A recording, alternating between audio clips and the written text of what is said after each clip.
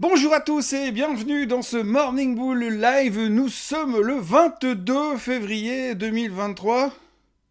Ouais, je suis juste 22 février 2023.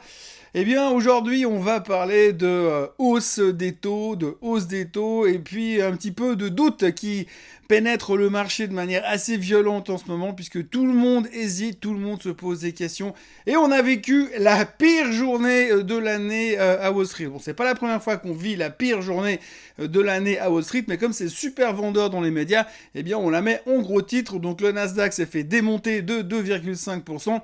La technologie, c'est tout rouge, et les 11 secteurs du S&P 500 à la casse.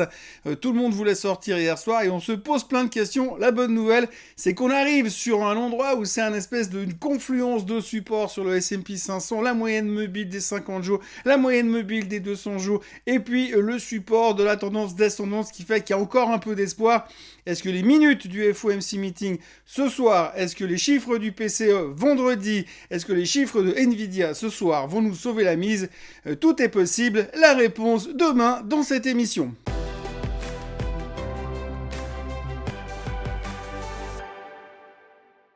Mais avant de parler de ce qui se passera demain, on va déjà commencer par parler de ce qui s'est passé hier.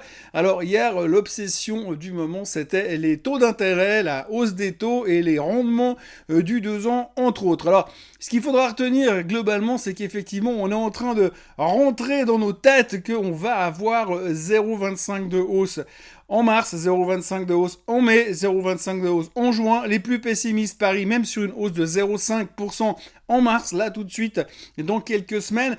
Donc du coup, on n'est pas super confortable par rapport à ça. Globalement, les analystes, les stratèges, le monde entier, le marché s'attend à des taux terminaux à 5,3%.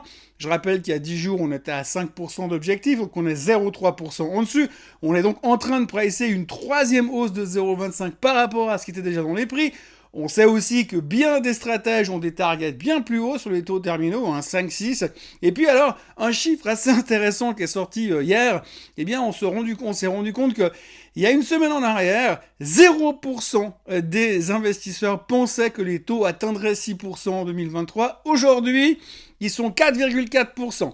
Alors 4,4%, c'est pas grand-chose, mais quand on sait la vitesse à laquelle on est capable de tourner la veste et de faire monter ce pourcentage, ça fait un tout petit peu peur. En résumé, on a des doutes et voir monter les taux en direction des 6%, enfin les Fed Funds en direction des 6%, eh bien ça ne rassure personne et ça fait très très peur parce que c'est tout notre plan, tout ce qui était prévu sur cette année, tout ce qui était pricé est remis en question. Il manquerait plus qu'en effet que l'inflation en revienne encore plus forte et continue de remonter ou ne baisse plus et ça poserait d'énormes problèmes. Donc, on a des doutes, on a peur. Résultat, hier, on vendait. Et puis, on vendait parce que, tout simplement, quand on regarde le rendement des taux du 2 ans américain, eh bien, regardez ce que ça donne. Ça donne simplement, ça fait très peur. On est en train de revenir au même niveau où on était en 2007. Et en 2007, c'était le début de la crise des subprimes. Alors, bien évidemment, la situation est totalement différente. Le marché n'est pas aussi pourri que ce qu'il était en 2007, mais quand même, on a des taux qui sont au même niveau pour des problèmes différents et c'est pas très rassurant.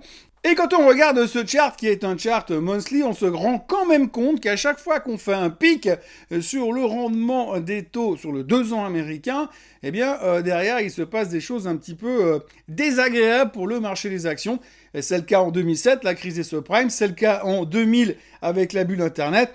En 95, c'était le début des crises asiatiques et les crises russes. Et puis, eh bien, en 1988, c'était la zone post-crash 87. Donc, pas besoin de vous faire un dessin, c'est jamais très encourageant quand on voit le rendement du 2 ans arriver à ce genre de niveau. Et ça fait aussi un tout petit peu peur. Au niveau des replis des marchés, ben, si vous regardez la performance du S&P 500, c'est assez simple. Je vous le parlais en introduction de cette vidéo. Regardez le graphique. Eh bien, on revient là aussi. C'est un magnifique pullback. On en parlait hier. Donc, on revient tester la résistance du canal descendant qui est dorénavant un support, et puis en même temps vous voyez qu'il y a la moyenne mobile des 50 jours, la moyenne mobile des 200 jours, donc vraiment c'est à double tranchant parce que normalement c'est une zone de support super intéressante. J'ai envie de dire que techniquement et au niveau trading, je serais acheteur à 3940 sur le S&P 500. Si on va tester ces niveaux-là, c'est un niveau parfait pour essayer de rentrer dedans. En revanche, si on arrive à casser du même coup la moyenne mobile des 50 jours, la moyenne mobile des 200 jours et de rentrer à nouveau dans le canal descendant, autant vous dire que ce serait pas forcément une super bonne nouvelle. Donc ce sera également à surveiller ces prochains jours et ces prochaines heures. On doit aussi parler des chiffres des retailers. Hier matin, je vous en parlais, je vous disais qu'il y aurait Walmart et Home Depot. Donc Walmart et Home Depot ont publié leurs chiffres hier. Grosso modo, c'est pas si mauvais que ça, c'est même plutôt bon. On notera un ralentissement des ventes chez Home Depot qui n'a pas plu au marché. On notera que globalement, les chiffres étaient vraiment bien chez Walmart. Mais la problématique de ces deux gros poids lourds, c'est les outlooks, la vision qu'ils ont du futur. Et les deux étaient très prudents et très peu encourageant pour la suite des événements, ce qui fait que forcément, nous, on n'a pas aimé. Résultat, le marché est tombé derrière. Alors, Walmart s'en sort encore pas trop mal, puisque ça termine légèrement en hausse. Par contre, alors, Home Depot perd 7%. Les outlooks, les performances futures ne sont pas encourageantes, et ça met le doute à tout le monde. Ça met aussi le doute à tout le monde parce qu'on se dit, bon, alors finalement, Walmart s'en est pas trop mal sorti. Ça veut aussi dire que le consommateur consomme, et si le consommateur consomme, c'est bien. Bon, c'est bien, mais en même temps, ça veut dire que la Fed risque de monter encore plus les taux, donc c'est pas bien.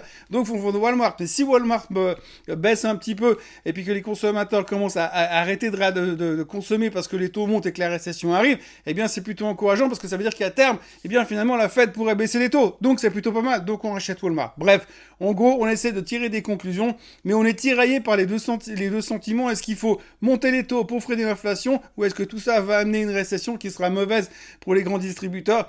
On se pose la question. On n'a pas vraiment trouvé la réponse hier soir, mais ça a un petit peu chahuter le moral des investisseurs en général, surtout des actionnaires de Home Depot, et puis le reste des taux n'arrangeait pas non plus la mayonnaise. Donc on était un petit peu stressé, et puis ces chiffres sont un peu ambigus et difficiles à tirer les bonnes choses et les mauvaises choses pour savoir comment on interprète ça derrière avec l'inflation et la récession, ce qui devient un vrai boxon sans nom.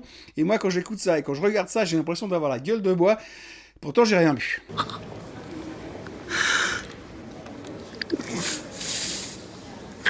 Petit détour par l'Europe qui finalement était assez mal en point durant la séance, mais s'en sort relativement bien.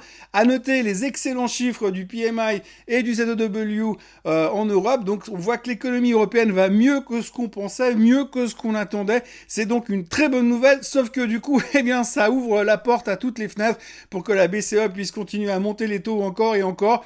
Donc ça, c'est un petit peu décevant quand même. Néanmoins, on notera que les marchés étaient très affaiblis durant la séance, mais s'en sont bien sortis par des bonnes perspectives d'économie européenne, mais aussi par un engouement assez marqué sur certains titres, comme en France, sur par exemple Thales, qui remonte et qui était un des plus gros performeurs du CAC 40 hier.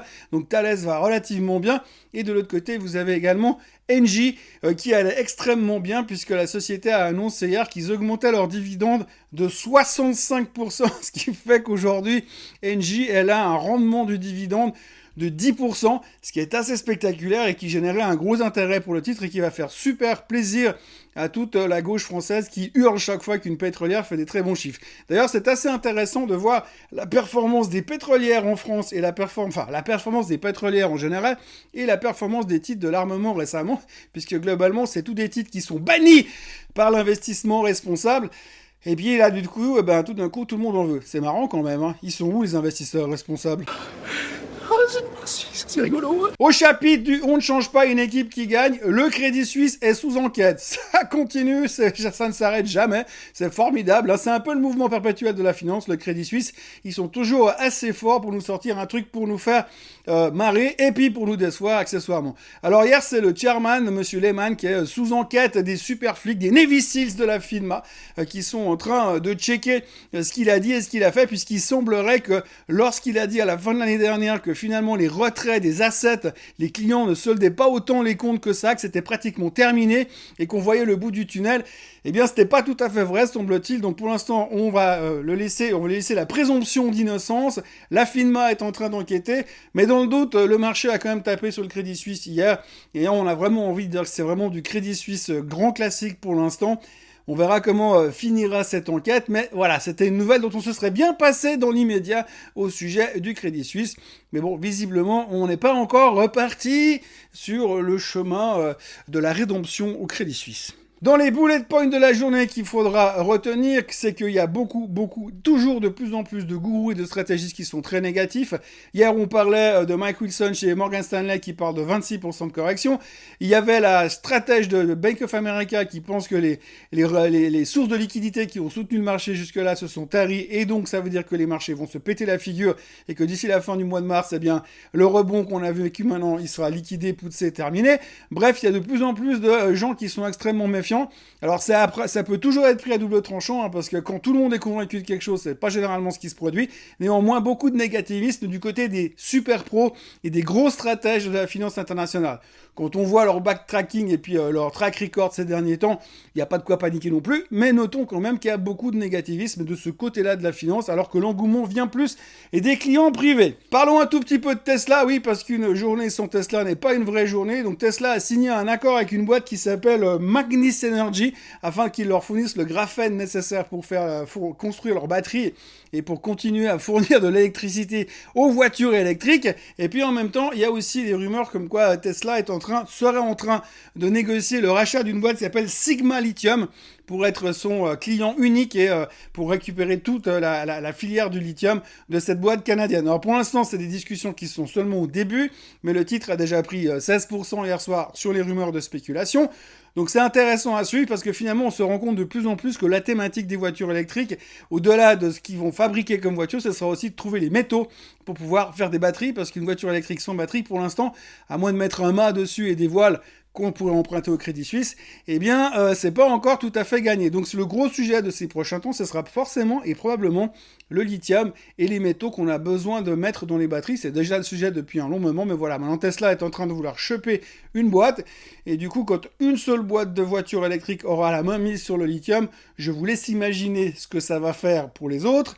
Et je vous laisse aussi imaginer à quel moment le gouvernement va se mettre dedans, parce qu'il y aura une espèce de monopole. Néanmoins, spéculation, pour l'instant, rumeur, possibilité de takeover sur Sigma Lithium via Tesla. On notera aussi, bien sûr, au niveau tension géopolitique mondiale qui ne cesse d'augmenter, j'ai envie de dire, entre les Américains qui se prennent la tête avec la Chine et la guerre en Ukraine, eh bien, on ne s'arrête pas en si bon chemin, hein, puisque M. Biden était donc en Ukraine et continue de faire des discours là-bas. Il a dit un truc l'autre jour qui a été assez intéressant en disant que dans toutes les grandes villes et dans tous les villages américains, il y a des drapeaux ukrainiens qui flottent à la place des drapeaux américains.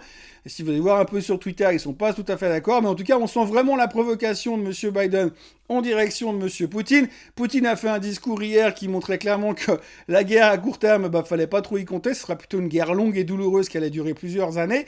Donc en gros, on sent bien que les deux chefs de guerre, là, ils sont en train de se prendre la tête comme un couple de bergers allemands mâles dominants, donc c'est un petit peu compliqué, c'est pas forcément extrêmement rassurant, donc il faudra quand même surveiller là. Pour l'instant, le marché se fout pas mal des tensions géopolitiques, même si on les utilise quand il y a besoin de justifier la baisse des marchés. Néanmoins, c'est un sujet qu'on va devoir probablement aborder de nouveau. On notera encore donc pour aujourd'hui évidemment ce soir en fin de journée les minutes du FOMC meeting, donc le point sur ce qu'ils ont dit au début du mois de février.